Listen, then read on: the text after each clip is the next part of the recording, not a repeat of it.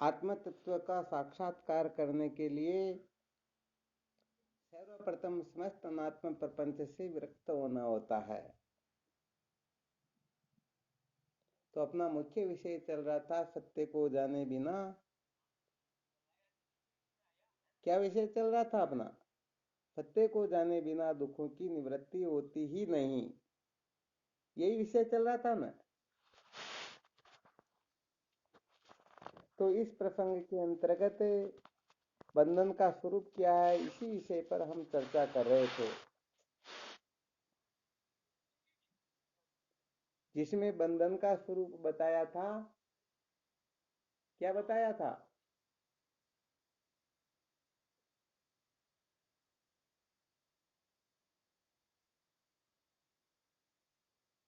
वास्तव में देखा जाए तो केवल और केवल ज्ञान ही समस्त दुखों का, समस्त बंधनों का मूल कारण है। ठीक है ना? अज्ञान से ही समस्त दुख होते हैं। तो जब तक अज्ञान की निवृत्ति नहीं हो जाती है, तब तक दुखों का अंत वास्तव में होने वाला है ही नहीं। परंतु अज्ञान को मूल सहित भस्मीभूत करने के लिए सर्वप्रथम क्या करना होगा?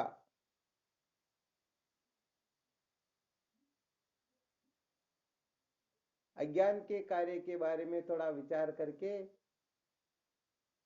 ठीक ठीक प्रकार से विधि पूर्वक उसका त्याग करना होगा।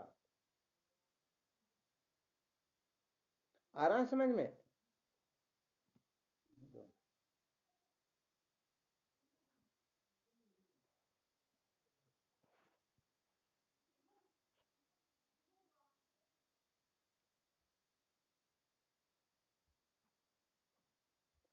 तो इसके अंतर्गत क्या सुनाया जा रहा था?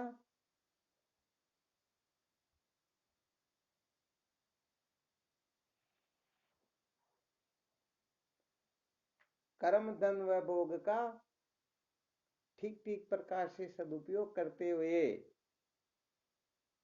अंत में इनका विधि पूर्वक त्याग करना, यही बताया ना बंधन का स्वरूप। तो फिर इसके अंतर्गत बंधन का फकीरी अर्थ जो बताया गया, बंधु व धन, इसके द्वारा ही समस्त बंधन हुआ करता। जब तक हम इनसे थोड़े बहुत विरक्त नहीं हो जाते हैं ठीक ठीक प्रकार से, तब तक जिज्ञासा जागृत हो नहीं सकती।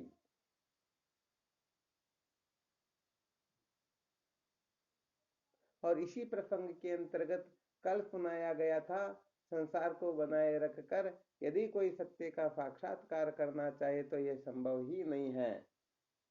आज इसी विषय को थोड़ा विशेष रूप से मंथन करते हैं कि संसार को बनाए रखकर भगवत प्राप्ति की जो इच्छा होती है, प्रवृत्ति होती है, वह किस प्रकार से होती है। अर्थात हम भगवत प्राप्ति की ओर प्रयत्नशील होते हुए भी सचमुच में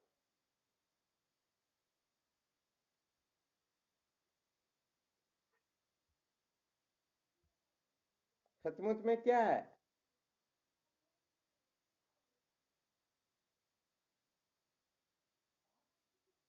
अरे साधक इतने कमजोर रहेंगे तो फिर काम कैसे चलेगा? चलो ठीक, इसी पर चर्चा कर लेते हैं, संसार को बनाए रखकर। तो यहाँ पर संसार का क्या अर्थ बताया गया?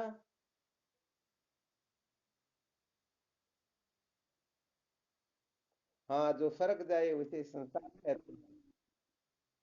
और वैसे देखा जाए तो सार रूप से ये थोड़ा रहस्य समझा जाए तो संसार कितना का है? अरे जितना हम जानते उतना ही तो संसार है।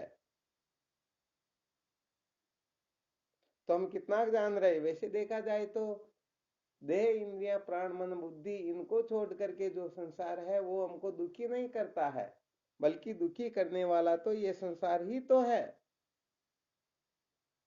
तो कुल मिलाकर के देह के प्रति, इंद्रियों के प्रति, प्राण के प्रति, मन के प्रति, बुद्धि के प्रति, अथवा ऐसा समझना चाहिए पंचकोश के प्रति जो हमारा आग्रह बैठा हुआ है, उसको ही कहते हैं संसार, अर्थात पंचकोश के प्रति हम किसी भी प्रकार का आग्रह रखेंगे और उस आग्रह के सहित यदि हम अविद्या के बंधन से छुटकारा चाहने की कोशिश करेंगे तो सच्ची बात यह है कि वह कभी भी इस बंधन से मुक्त नहीं हो सकता। अच्छा, विचार करके बताओ, क्या वास्तव में ये पंचकोश आदि जो है इनकी सत्ता है क्या? जैसे रस्सी में सर्प नहीं होता वैसे ही ये पंचकोश प्रतीत अवश्य होते हैं, परंतु वास्तव में ये है नहीं, है क्या? जैसे कोई रस्सी में प्रतीयमान सर्प के पंचकोश का वर्णन करने लगे, देखो ये जो सामने सर्प दिखाई दे रहा है इसके स्थूल शरीर को हम अन्नमय कोश कहते हैं, इसके सूक्ष्म शरीर को प्राणमय मनोमय विज्ञानमय कोश कहते हैं और इसके कारण शरीर को आनंदमय कोश कहते हैं। तो ये पंचकोश का जो निरूपण हुआ वास्तव में सत्य हुआ क्या? तो यथार्थ दृष्टि से देखा जाए तो वास्तव में पंचकोश नाम की कोई वस्तु होती ही नहीं। जैसे रस्सी में सर्प नहीं होता है उसी प्रकार से इनका सत्व महत्व नहीं होता है, इनकी सत्ता है ही नहीं, परंतु जब तक अधिष्ठान का यथार्थ बोध नहीं होता है, जैसे जब तक स्वप्न से जग नहीं जाते हैं तब तक स्वप्न के पदार्थों का, स्वप्न की सृष्टि का चिंता भाव निश्चय नहीं होता, वैसे ही जब तक बुद्धि तुरीय तत्व में प्रतिष्ठित नहीं होती है तब तक यथार्थ बोध होता ही नहीं। तो यहाँ पर होता क्या है? वास्तव में पंचकोश होता नहीं, परंतु हम पंचकोश की सत्ता स्वीकृत करके और इनके प्रति हम अनेक प्रकार के आग्रह कर लेते हैं, बस ये आग्रह ही संसार को बनाए रखने वाली स्थिति की बात हो जाती है। अर्थात पंचकोश के प्रति किसी भी प्रकार का आग्रह क्यों न बेटा हो, समझ लेना चाहिए वह संसार को बनाए रखना चाहता है। अरे संसार वास्तव में हो तब तो हम उसको बनाए रखे, बढ़ाए या कुछ न कुछ करे, परंतु संसार है ही नहीं। जब संसार है ही नहीं तो बताओ किसको बनाए रखना चाहते हैं? तो ये पंचकोश के प्रति हमारा जो आग्रह है, बताओ ये हमें सत्य के साक्षात्कार में बहुत बड़ा रोड़ा अटकाएगा या नहीं अटकाएगा? हाँ, बिल्कुल सत्य बात है। तो साधकों को सर्वप्रथम अच्छी तरह से इन पंचकोश का विवेक कर लेना चाहिए।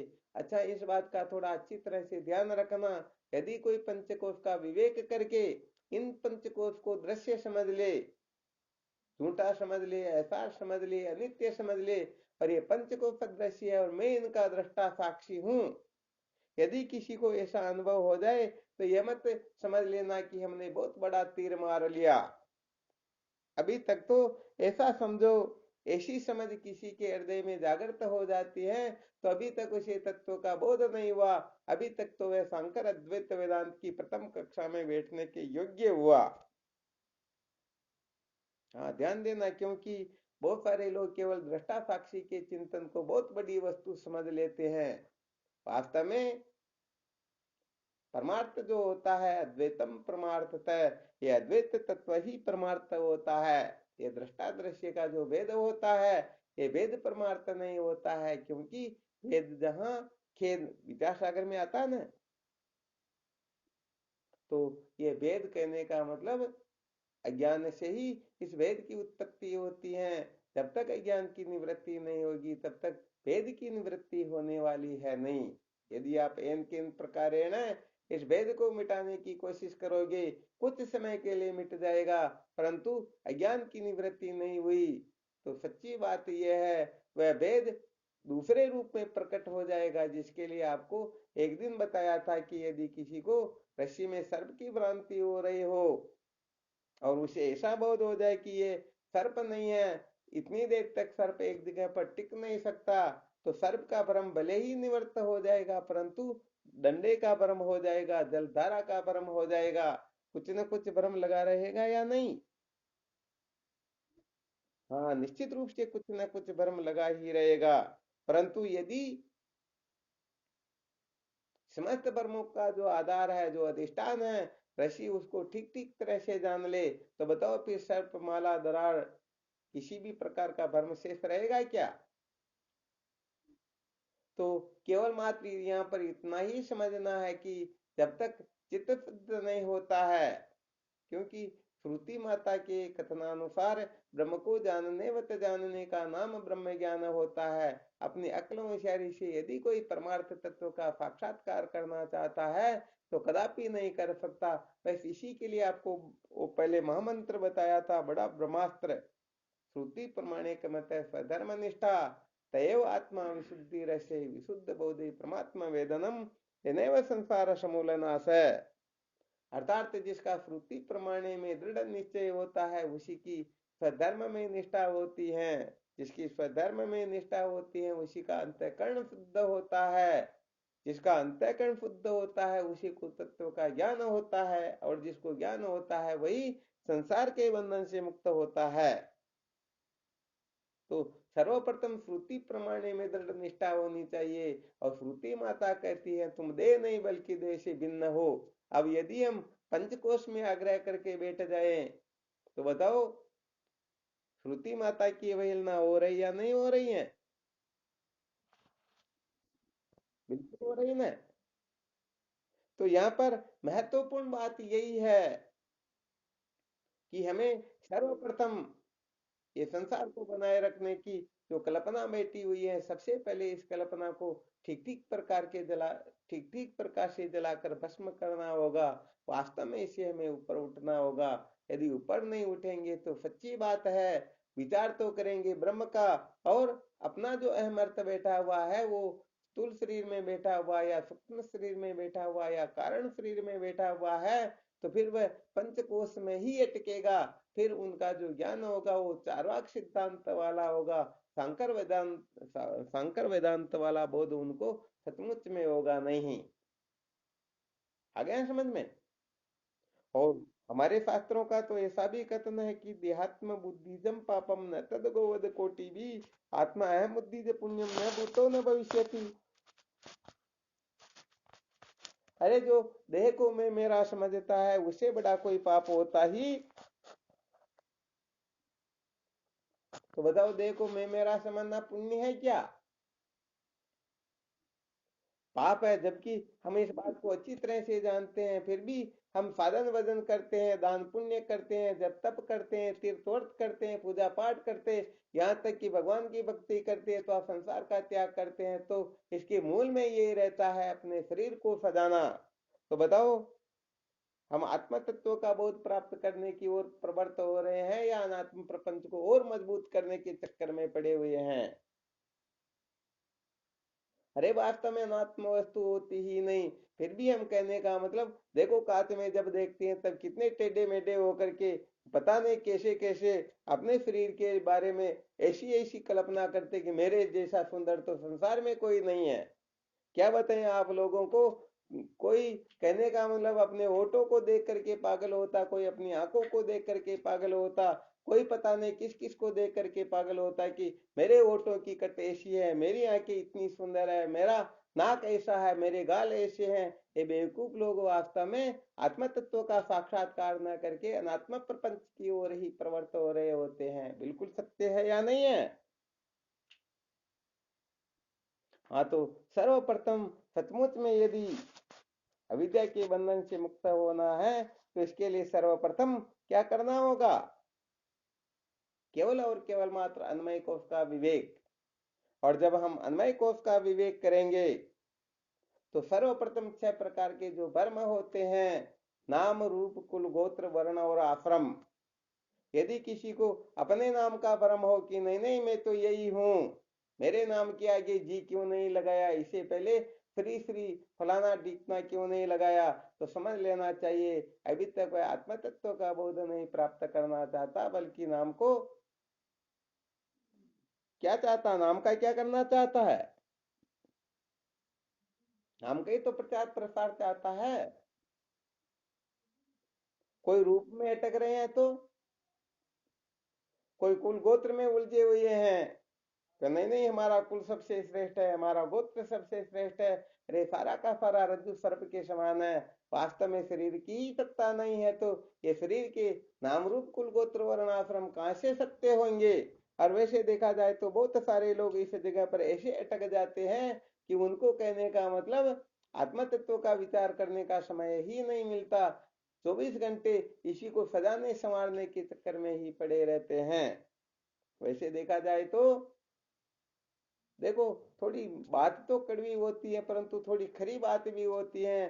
भगवान राम को जब ब्रह्म विद्या का उपदेश करते हुए वशिष्ठ जी महाराज एक बार ऐसा महामंत्र सुना देते, इतना बड़ा विलक्षण सूत्र सुना देते हैं, अथवा ऐसा समझना चाहिए कि ब्रह्म विद्या का, ब्रह्म साक्षात्कार का ऐसा महत्व बताते हैं कि ब्रह्म साक्षात्कार का त्याग करके इसके अलावा समस्त ऐश्वर्य को, समस्त विद्याओं को, समस्त पद पदार्थों को कोई प्राप्त क्यों न कर ले, फिर भी वह कहने का मतलब क्या होगा? अरे एक नंबर का अज्ञानी ही होगा। देखो, वशिष्ठ जी महाराज भगवान राम को कहते हैं, चतुर्वेदोपि यो विप्रो सूक्ष्म ब्रह्म न विंदते, वेद 12 पराक्रांत सवे ब्राह्मण गर्दभ। यदि कोई 4 वेद, 6 शास्त्र, 18 पुराणों में पारंगत विद्वान क्यों न हो जाए, 14 विद्या में निपुण क्यों न हो, 8 सिद्धि 9 निधि को भी क्यों न प्राप्त कर ले, परंतु आत्म तत्व का बोध नहीं है, सूक्ष्म ब्रह्म तत्व का ठीक ठीक बोध नहीं है, अनुभव नहीं है, आत्म तत्व में निष्ठा नहीं है, तो भगवान राम को वशिष्ठ जी महाराज कहते हैं, राम ब्राह्मण होते हुए भी साक्षात गधा है। अब विचार करके देखो, ये छोटे छोटे लोग जो पागल होकर के भटकते कि हम ऐसे हैं वैसे हैं, ये नाम रूप कुल गोत्र वर्ण आश्रम का अभिमान करते हैं, बताओ इनका कोई औचित्य है क्या? अरे वास्तव में इनका कोई औचित्य नहीं होता है। यदि इनको महत्व दे करके बैठे रहेंगे तो सच्ची बात है कभी भी कल्याण होने वाला नहीं।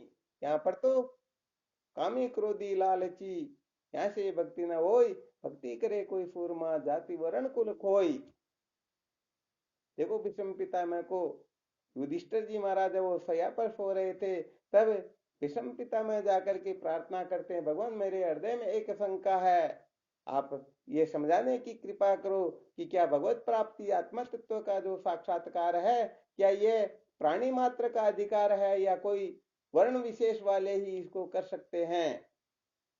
तो उस समय भीष्म पितामह को युधिष्ठिर जी भीष्म पितामह युधिष्ठिर जी महाराज से कहते हैं, न जाति कारणम तात गुणा कल्याण कारकम वर्तिस्तमपि चांडालम तम देवा ब्राह्मणम विदु। हे तात, भगवत प्राप्ति में आत्म साक्षात्कार के अंतर्गत जाति कारण नहीं होती है, कुल गोत्र वर्ण आश्रम कारण नहीं होते हैं। न जाति कारणम तात गुणा कल्याण कारकम, अरे सदगुण ही कारण होते हैं। समदम श्रद्धा समाधान उपराम और तितिक्षा, ये 6 संपत्ति जिसके पास है वह आत्म तत्व का साक्षात्कार कर सकता है। ये यदि सदगुण नहीं है तो करोड़ कल्प तक कुछ भी क्यों न करता रहे, कभी भी आत्म तत्व का साक्षात्कार वह कर नहीं पाएगा। आ गया समझ में? तो न जाति कारणम तात गुणा कल्याण कारकम, हेतात जाति कारण नहीं होती है, सदगुण कारण होते हैं। ऐसे सदगुण वर्तिस्तमपि चांडालम तम देवा ब्राह्मणम विदु, अर्थात यदि कोई चांडाल भी क्यों न हो और क्षण भर के लिए भी यदि ब्रह्म में उनकी वृत्ति स्थित हो जाती है तो उनको देवता भी ब्राह्मण कहते हैं। अब बताओ, ये कर्म के कहने का मतलब जन्म से जो अपने को इस प्रकार से मान लेते हैं कि हम तो ब्राह्मण हैं, क्षत्रिय हैं, वैश्य हैं, शूद्र हैं, श्रेष्ठ है, निकृष्ट है, तो बताओ नासमझी है या नहीं है? यहाँ पर तो भगवान कृष्ण डायरेक्ट डंके की तोड़ से सिद्ध करते हैं कि चतुर्वर्णी में या सृष्टम गुण क्रम विभाग से, हे अर्जुन 4 वर्णों की रचना मैंने गुण और क्रम के अनुसार की, तो इनका अलग से विवेचन करेंगे। ये प्रवृत्ति का जो मार्ग होता है इसका सदुपयोग करना होता है। ये जो वर्ण आश्रम की जो स्थापना है इसका जब विवेचना करेंगे, इसका विषय चलेगा, तब देखेंगे कि इनकी क्या आवश्यकता है, कब तक है और कब इनका त्याग कर देना चाहिए। ये बात यदि कोई समझ ले तो वास्तव में वो निहाल हो जाते हैं। तो महत्वपूर्ण बात यह है कि यदि कोई अन्मय कोष में बैठा हुआ है, अन्मय कोष को मैं मेरा समझता है, अन्मय कोष को ही महत्व दे करके ज्ञान प्राप्त करना चाहता हो, साधन भजन करता हो, भक्ति करता हो, कुछ भी क्यों नहीं करता हो, तो समझ लेना चाहिए सारा का सारा गड़बड़ घोटाला होने वाला निश्चित रूप से है। क्योंकि गंदी झाड़ू से कभी भी गंदगी सफाई नहीं की जाती है। गंदगी को साफ करने के लिए, कीचड़ को साफ करने के लिए कीचड़ नहीं चाहिए बल्कि शुद्ध जल ही चाहिए। आ गया समझ में? तो देखो, सर्वप्रथम तो जिन साधकों के हृदय में ये बात अच्छी तरह से बैठ जाए, ऐसी कल्पना मात्र नहीं, सचमुच में मैं नाम रूप कुल गोत्र वर्ण आश्रम से भिन्न हूँ, ये सारे के सारे झूठे हैं, ये शरीर के धर्म हो सकते हैं, मैं शरीर का दृष्टा साक्षी हूँ, इसलिए सचमुच में मेरा कोई नाम नहीं, कोई रूप नहीं, कोई कुल गोत्र नहीं, कोई वर्ण नहीं, कोई आश्रम नहीं है। तो ये कहने का मतलब समझो, ये संसार को बनाए रखने वाली स्थिति नहीं हुई, बल्कि सचमुच में इस संसार से मुक्त होने की स्थिति हुई। यदि कोई अपने को समझता है कि मैं 3.5 हाथ का हूँ, मैं 40, 50, 60, 70 किलो वजन वाला हूँ, मैं 25, 50 वर्ष की उम्र वाला हूँ, समझ लेना चाहिए भाई इस संसार को बनाए रख करके फिर भगवत प्राप्ति करना चाहता है। कोई समझता है कि मैं किसी का पिता हूँ, किसी का पुत्र हूँ, किसी का भाई हूँ, किसी का पति हूँ, किसी की पत्नी हूँ, तो समझ लेना चाहिए अभी तक वह इस अन्वय कोष में ही बैठा हुआ है, अब तक वह सत्य के साक्षात्कार के लायक नहीं हुआ है। अभी तक उनके खोपड़ी में बहुत सारी गंदगियां भरी हुई है, अभी तक उनकी सफाई करने की आवश्यकता है। कोई समझता है कि मैं काला गोरा हूँ, लंबा होता हूँ, बांका टेढ़ा हूँ, ऐसा वैसा हूँ, तो समझ लेना चाहिए अभी तक वह आ गया समझ में। तो अन्वय कोष को लेकर के जितने भी आग्रह होते हैं, उसमें से थोड़ा बहुत भी आग्रह किसी के हृदय में बैठा हुआ है, 1% भी बैठा हुआ है, तो समझ लेना चाहिए उसको ज्ञान जो होगा 99% हो जाएगा, परंतु 1% ज्ञान कम ही होगा। और ये बात आप अच्छी तरह से जानते हो कि अंश मात्र अग्नि भी संसार अंश मात्र अग्नि भी पूरे संसार को जलाकर भस्म करने की क्षमता रखता है। तो बताओ, अंश मात्र ज्ञान यदि शेष रह गया तो भटकाएगा या नहीं भटकाएगा? इसलिए देखिए, हम शुरू में ही अपने को शरीर समझ करके, शरीर के नाते रिश्तों को सत्य समझ करके, शरीर के धर्मों को सत्य समझ करके फिर ब्रह्म विचार करेंगे तो ज्ञान तो हो जाएगा, इसमें दो राय की बात नहीं। एक दिन आपको बताया था, ये ब्रह्म विद्या जो होती है, ज्ञान जो होता है, ये ज्ञान वस्तु के अधीन होता है, अतः ज्ञान तो हो जाएगा, परंतु अंत में शुरू में जो पंच कोशों में आग्रह करके इनको सत्य प्रिय रमणीय समझ करके ब्रह्म विचार की ओर प्रवृत्त होते हैं, वो अंत में असुर हो जाएंगे। और जो पंच कोश से ठीक प्रकाश से विरक्त होकर के फिर ब्रह्म साक्षात्कार करेंगे, वो अंत में महात्मा हो जाएंगे। अब आप लोगों को महात्मा होना है अथवा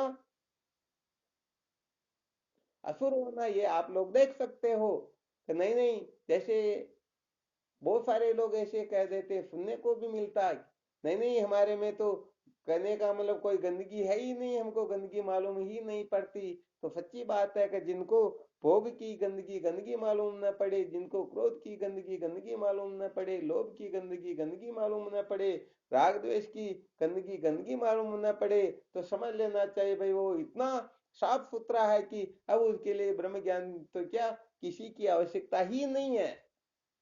क्या है ऐसे लोगों को आवश्यकता? हाँ, सचमुच में ऐसे लोग फिर इस संसार को नरक बना देते हैं। इसलिए सर्वप्रथम श्रुति संत शास्त्रों ने जिस प्रकार से चित्त शुद्धि के बारे में विवेचना की है, कम से कम उतनी चित्त शुद्धि तो हो ही जानी चाहिए।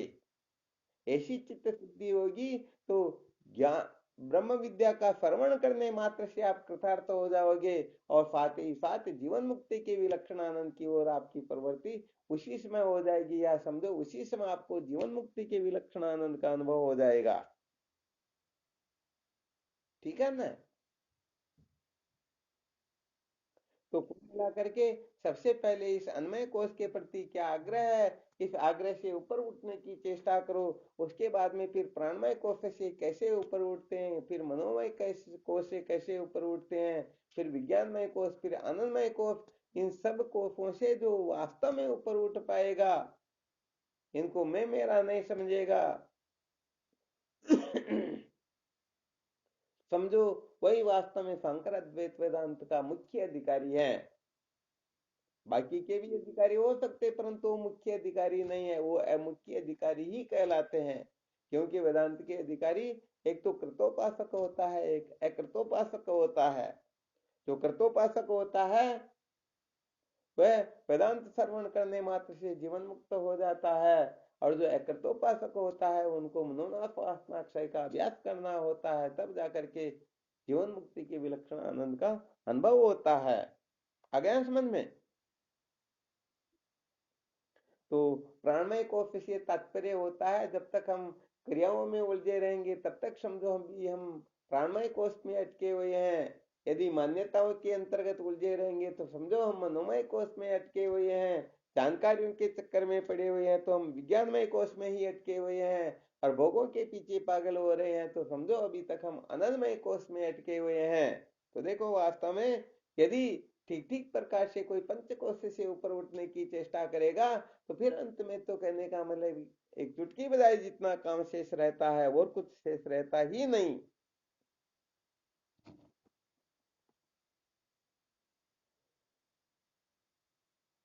तो कुल मिलाकर के संसार को बनाए रखने का तात्पर्य यह होता है कि जो वस्तु वास्तव में है ही नहीं, जिसकी सत्ता ही नहीं, जो किसी भी प्रकार से सिद्ध नहीं हो सकता है, बस उसी को हम महत्व देते हैं।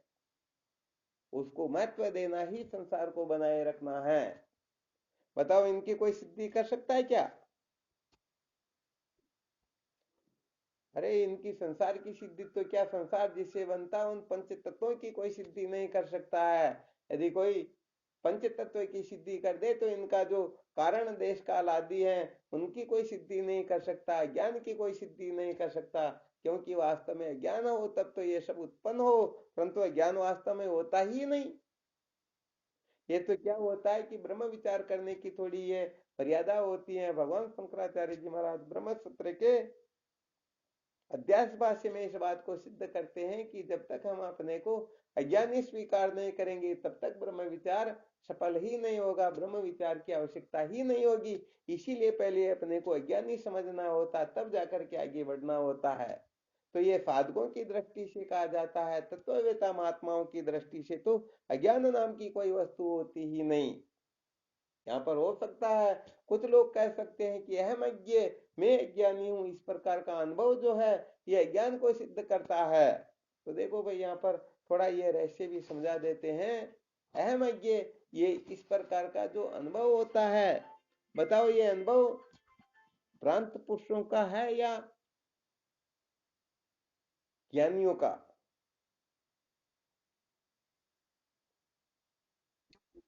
हाँ, ये भ्रांत पुरुषों का ही तो अनुभव।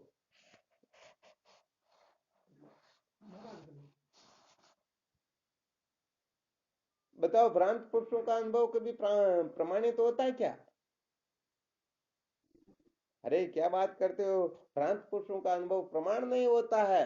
अरे अनुभव तो महापुरुषों का प्रमाण हुआ करता है। अतः जो ऐसा समझता है कि यह मैं अज्ञानी हूँ, वास्तव में अभी तक वह बोधवान नहीं है। और जो बोधवान नहीं होता उसका अनुभव प्रमाण नहीं हुआ करता। आ गया समझ में? तो वास्तव में देखा जाए तो ब्रह्म विचारी समस्त दुखों की निवृत्ति का एकमात्र साधन है।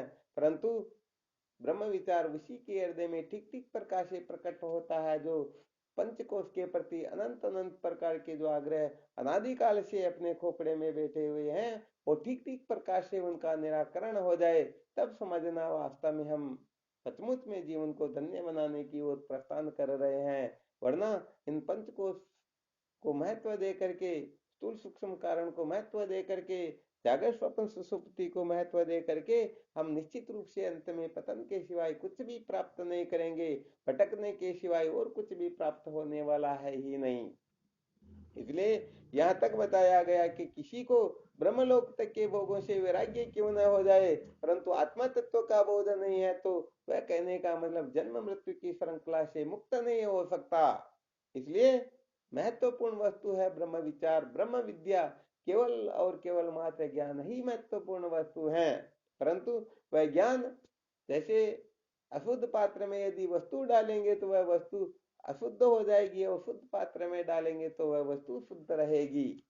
तो जिनका अंतःकरण थोड़ा ठीक ठीक शुद्ध हो गया, ब्रह्म विचार के योग्य हो गया, तो समझ लेना चाहिए वह अंतःकरण निश्चित रूप से मूल सहित भस्मीभूत हो जाएगा। बस इसी के लिए थोड़ा ये चिंतन मनन करवा रहे हैं कि जब तक संसार को बनाए रखना चाहेंगे तब तक कहने का मतलब कल्याण सपने में भी होने वाला है नहीं। इसलिए देह से, इंद्रियों से, प्राण से, मन से, बुद्धि से, इनसे ऊपर उठो। ये मैं नहीं, ये मेरे नहीं, ये सत्य नहीं। और जब ये मैं नहीं, मेरे नहीं, सत्य नहीं, तो क्या इनका अभिमान करना। अनादिकाल से ये जीव जन्म मृत्यु की श्रृंखला में क्यों भटक रहा है?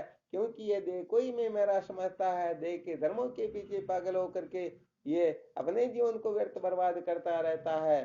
तो कुल मिलाकर के ठीक ठीक प्रकाश से जब समझ जागृत हो जाती है तो सचमुच में वास्तव में देखा जाए ऐसा चिंतन मत करना, ऐसा मत समझ लेना कि कल्प कल्पांतर लग जाएंगे अंतःकरण की शुद्धि में। अरे अंतःकरण तो जन्मजात शुद्ध होता है।